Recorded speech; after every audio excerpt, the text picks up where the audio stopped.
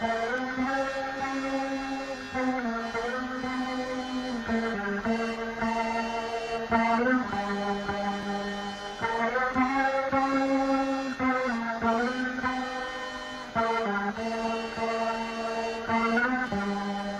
year is 1969. In association with the Hare Krishna temple in London, George Harrison records a 3.5-minute long version of the Hare Krishna mantra, one of the most celebrated and widely performed mantras in Hindu practice. This type of music had never been presented to the public in this way before, and the results were astonishing. A couple weeks later, the track was still comfortably nestled in the UK's top 20, and the Temple Singers had been invited to perform on Top of the Pops, a British TV show that showcased the hottest and popular music. Somehow, a Hindu devotional song had broken into the popular music scene and grown a huge following. Imagine if one day you cranked up the radio and instead of a 2 Chainz song, you heard the elderly church choir from down the street singing a rousing rendition of Safe in the Arms of Jesus. This was, in essence, what had happened. The Temple Singers who hung out with George Harrison had captivated a huge audience and made the Hare Krishna mantra a household name. Without a doubt, the majority of the song's listeners had no idea what the mantra meant, needless to say what it was, but still it had a certain essence that made it instantly enjoyable and infinitely replayable. What about the Hare Krishna mantra was getting through to this Western audience? To answer this, we have to take a step back and analyze the mantra itself.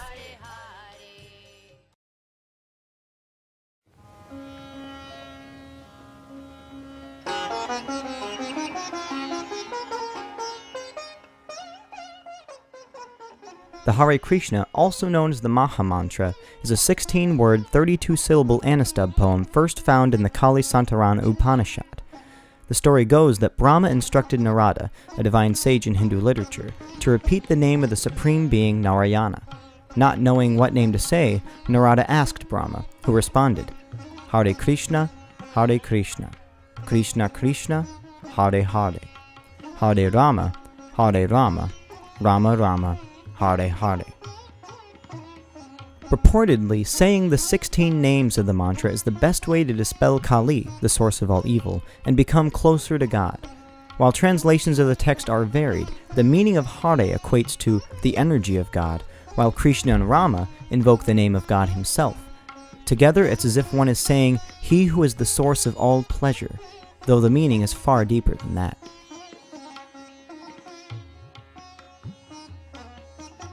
Now, fast forward hundreds of years later to the time of A.C. Bhaktivedanta Swami Prabhupada, a religious leader and prominent Krishna devotee.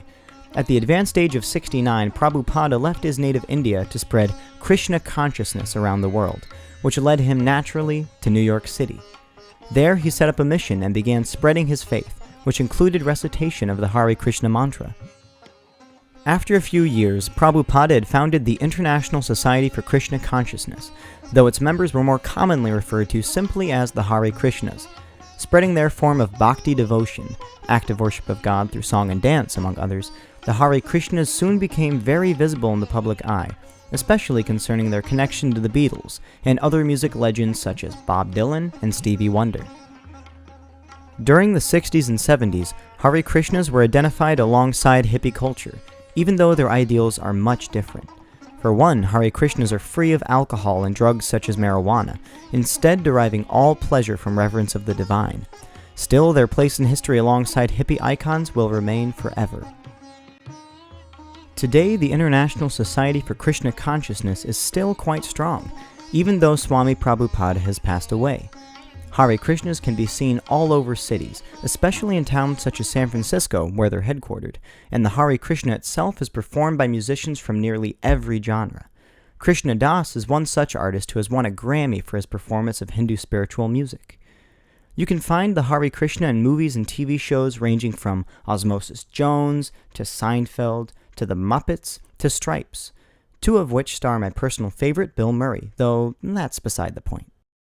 Why has this song remained so popular for so long? As music genres and traditions rise and fall, the Hare Krishna remains, changing very little yet remaining so versatile. What does the Hare Krishna have that other forms of popular religious music do not? The answer, it seems, lies in the words themselves. Swami Prabhupada notes that the words of the mantra are, quote, directly enacted from the spiritual platform, and thus this sound vibration surpasses all lower strata of consciousness.